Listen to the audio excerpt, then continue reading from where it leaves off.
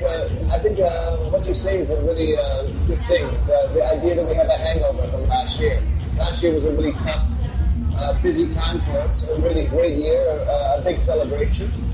But this year we're a little bit more low key and enjoying playing, parties and in the background experimenting with some new things. Right now we're doing there's a new technology called Twitter, which Twitter allows you to do really quick updates to people wirelessly and via email. And right now we're sending out updates when I'm playing about what I'm playing. I don't think this year you'll see anything as big as the contact shows. It's going to be a little bit quieter in the year that way. But we're already planning some really special things for next year, 2010.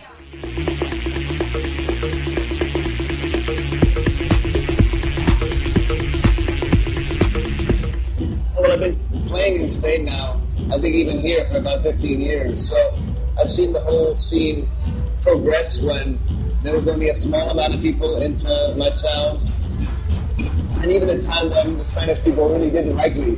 They thought I was playing too soft or not hard enough. And so it's a great pleasure to continue growing musically and growing with the crowd and seeing more and more people, get really excited about what I'm doing and what my friends of Minus are doing. And it's just been like coming back to Spain every year, especially at this time on Easter. It's always like at the beginning of the season. And a little bit like seeing friends and family and enjoying what I do and seeing the people enjoy it. So it's a great pleasure.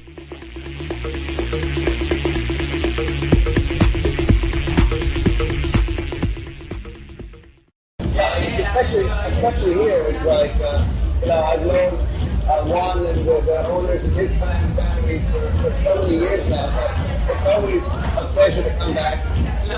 There's so many new things happening, and I'm always interested in going to a new place, a new city, a new club, but it's really nice when you're going back and meeting some of the old people, the old friends every year. And it's a nice balance.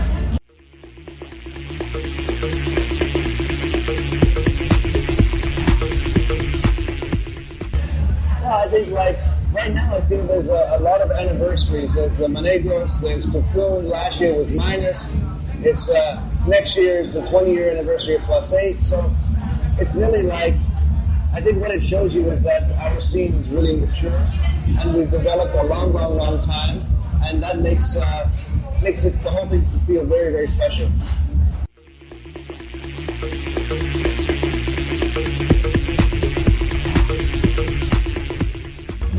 I don't think so. You need to fight with your parents when you're growing up. You need to have some kind of differences. You can't be exactly like them. But the way they supported me and gave me freedom to do what I wanted to do was always encouraging. And my dad especially helped me really realize many ideas. Without my dad, I wouldn't have been able to make some of the early mixes that we were using for the shows that I'm doing now. So in part, my dad helped me develop my own ideas, my own career, and really the whole sound of what I'm doing and what's happening now.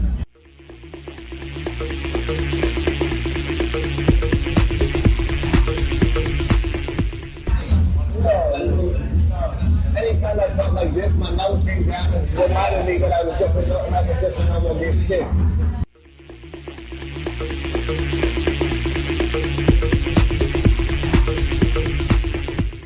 Well, there's a lot of ideas for 2010.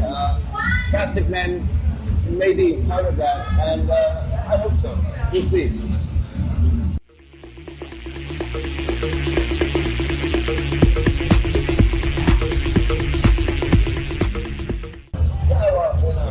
The whole industry is in a very strange position. Right now, I would imagine there's probably lots of people who say that the digital revolution has killed the scene and killed vinyl.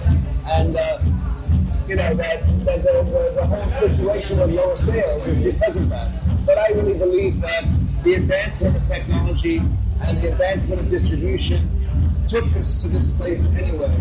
And that the digital revolution of MP3 is downloading and the way that we can play and manipulate and perform now is the only way that we can move forward, and it's the only thing that will save the scene and music in general. Everything is changing. You can't look at music in the way it used to be. You can't think about physical. You can't think about, even, people buying music in the way that they used to. Everything will change, everything must change, and everything has changed.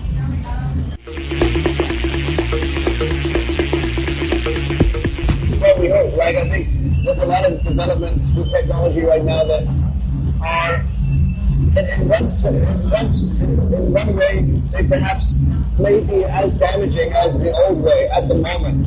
But the only way forward is to find ways to move away from physical packaging and all the things, the stuff that we make, and try to find less invasive technologies that allow us to enjoy things without being against the planet. So I think maybe we're not there yet, but the direction that we're on is the right path.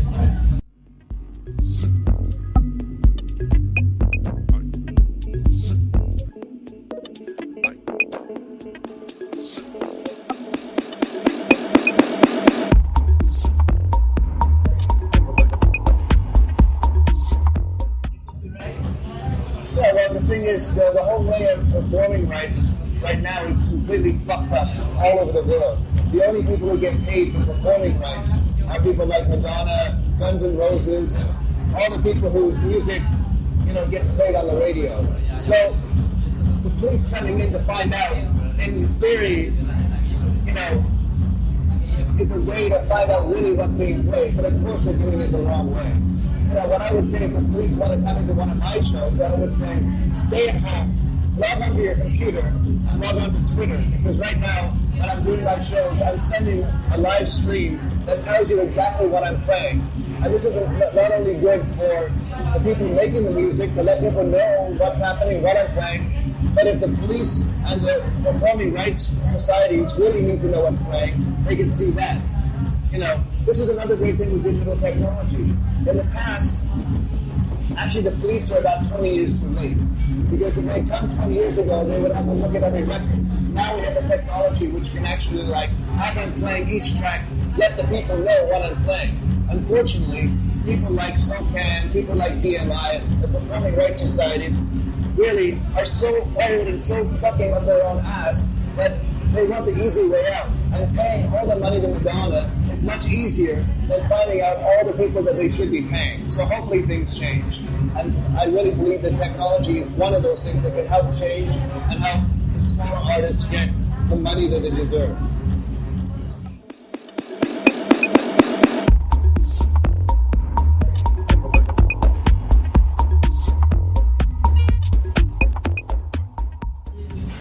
Yeah, totally. I think, everybody tries to take each person and put them in a certain place, to understand them, to put a label on them, and once that's done, you're finished.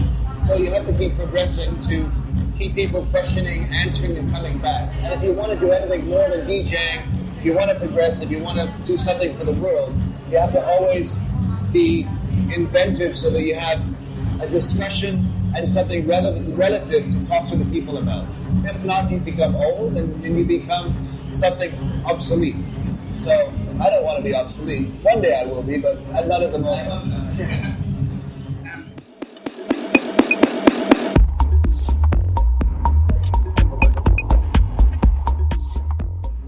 Yeah, Sven's always been a good friend since the early 90s when we met at his birthday party.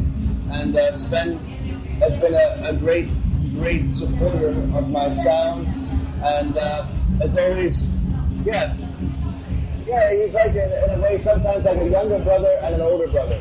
We have fun together, we party together, and we talk a lot about music and the scene, and we try to help each other develop,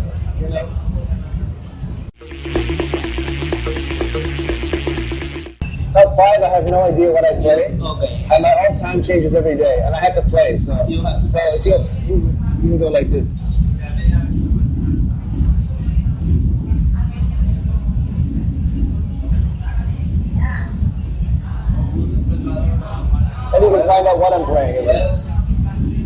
was a really nice pleasure. Cool. Thank you very much for your time. No problem. Thank you very much.